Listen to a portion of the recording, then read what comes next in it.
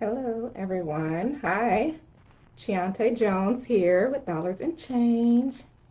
Hello, hello, hello. So, I got a juicy topic to talk with you all today. I want to share my thoughts on good debt versus bad debt. It's all debt bad. It's all debt bad. That's what we're going to talk about today. And I'm going to share my thoughts and opinions about this. So, if you are here watching or catching me on the replay, say hello in the comments, say replay in the comments. Let me know that you watched on the replay. For those who are new, I am Chiante Jones, and I am a financial coach specializing in helping women to eliminate their credit card debt so that they can have more options and flexibility to do more of what they would like to do, what they really want to do. So, yeah, today we're going to talk about good debt versus bad debt. What's my thoughts on that? Is all debt bad?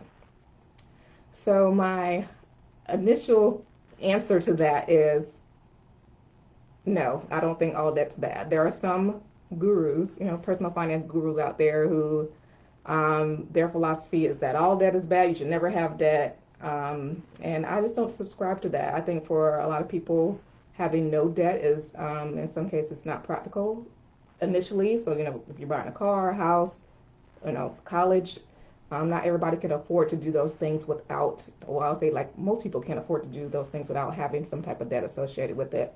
So not, I don't think all debt is bad.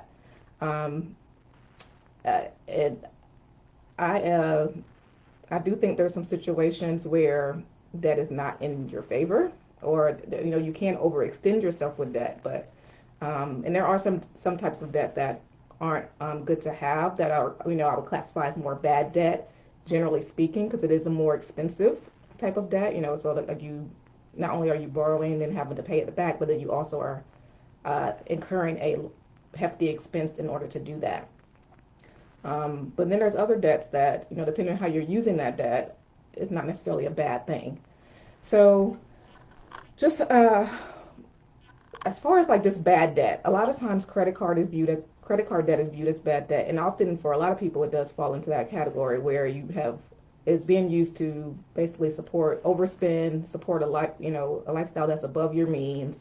So it's basically like filling the gap of what your income really can afford versus what you really want or the lifestyle you want to live. So you're using debt to support that. So lifestyle debt on a credit card, I would say, is more falling into a bad category because you're really overextending yourself and you're supporting a lifestyle that is really above your means. Other debts that tend to be and with credit card debt, it's expensive. So not only are you overspending and kind of backing yourself into a corner and get into that vicious credit card cycle, you're paying a lot for it. Credit card debt is a more expensive form of debt. So, I mean, you're talking about 15, 20, sometimes even up to like 29%, depending on what type of card you have. So that's really expensive to pay for things that are providing no type of return, have no residual value, no return on your investment, or not even an investment, so no return on those type of things. Just to kind of just frivolous things that you're buying. You know, I would say that is would fall into more of a bucket of bad debt. Other things that I consider more bad debt would be like payday loans or title loans, rent to own type stuff. The interest rates or the built-in interest rates on those things are so high that you wouldn't even believe, and so that falls into a category of, I would say, quote bad debt because it is so expensive, and in some ways almost predatory. But that's a whole nother topic. But I would say those fall into categories that are more considered bad debt because they are so expensive and they're really set up to keep you in a vicious cycle, and you can actually get yourself in a lot of trouble trying to pay them back and pay them off if you don't have a plan to do that. And a lot of times those sources are used for people who are really strapped for cash and already are experiencing some financial issues, and so that could just really lead to a bad situation. So but one thing, like going back to credit card debt, if you're using a credit card to say invest in something that's going to bring you a return on your investment, or that's going to help you to increase your income, or to do something else where you really are, where you're almost using it as leverage to pay for something. For example, if you're using a credit card to pay for a coaching program that's, that's going to help you to start a business where you will start generating income. But in order for you to get that skill set or to learn that, hi Latoya, thanks for joining. Hello. Um, then that to me is like you're really kind of using that as an investment to be able to pay for that program so that you can learn the skills you need to leverage and make more income. And so, like, say you invest $5,000 in that program to learn that skill set, but you are creating a business that's going to make you $100,000. So, was it worth it to put that on a credit card so that you can learn that skill and then build that business? I would say yes, because you're like, but that's a very strategic and intentional thing that you're using that for, and that's different than just going to happy hour every day or throwing the Louis bag on your card, right? That's different. So there are times where I think you can use like a credit card very strategically to, if you know that it's going to provide a return on your investment. And so it's not necessarily, so again, it's not necessarily a, a, a bad thing, right? So so good debt versus bad debt, it just really depends on how you're using the debt, and your purpose behind it. Other things that you may think about that falls more into to like a good debt situation. If it's something that helps you to preserve your cash on hand, say you don't want to, spend the cash that you have on hand, so you're able to use debt to cover whatever the expense is, so that you can still keep some cash or preserve some capital or whatever, then that may work out to be a situation where that was actually quote good debt, because you were using it for a particular purpose, and you didn't want to totally use up all your cash on hand just in case something else happened. Um, or if you're using, say, for example, consolidating some debt, there are situations where debt consolidation is a good strategy to use, and that it be worthwhile to take on another debt or consolidate all into one debt versus having these multiple other debts out there. So it just really buying a home or college. I've mentioned that before. Those could be considered good debt. I mean, if you want to buy, most people can't buy a house outright, so they're going to have to take on a mortgage to do that. Or college, is getting more and more expensive. So it's not uncommon to have student loans. But here's the thing, even things that fall into a category of quote good debt can become bad debt if you overextend yourself or if you buy more house than you can afford, right? That's not good debt anymore, right? Because now you have overextended yourself and you can't even afford that house. It's more than you should have purchased.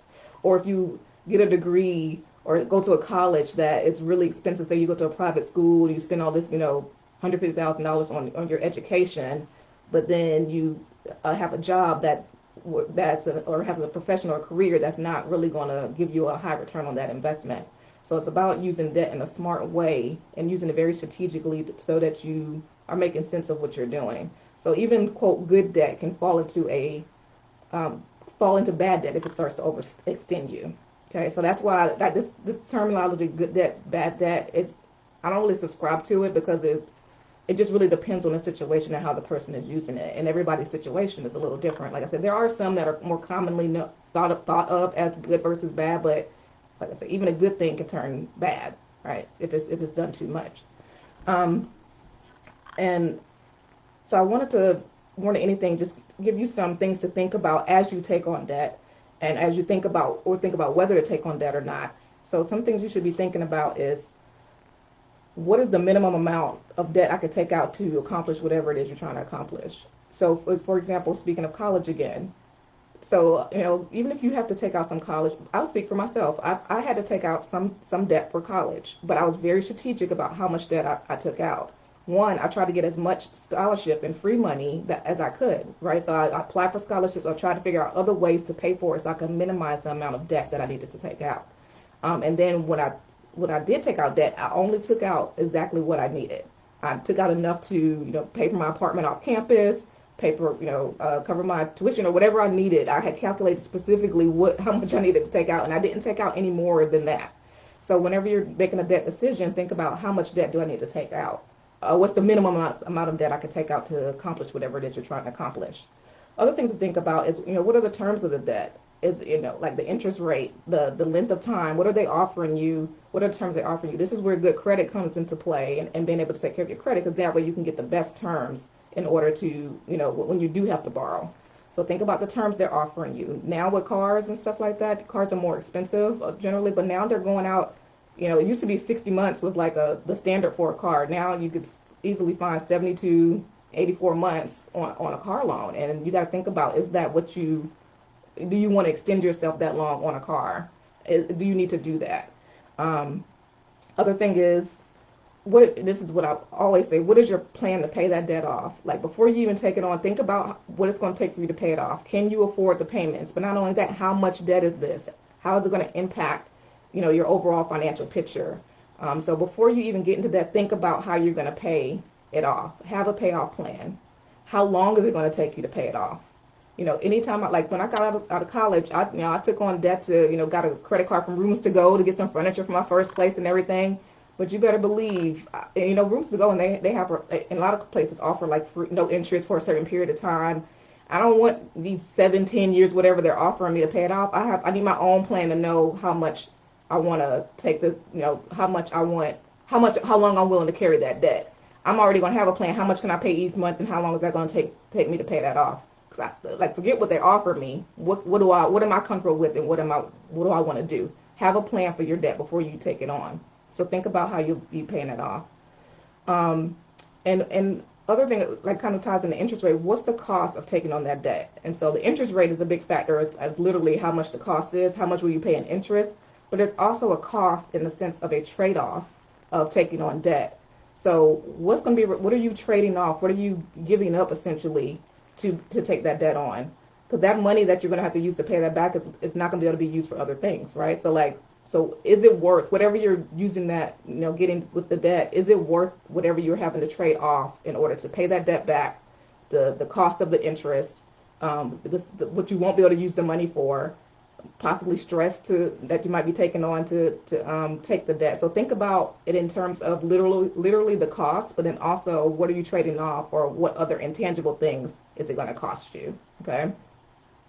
And I think, yes, I'll say how long will it take. So yeah, those are the main things to think about when you're taking on debt. My thing is always have a plan and always be strategic about how you use debt. Use debt to your advantage. So debt is not necessarily bad.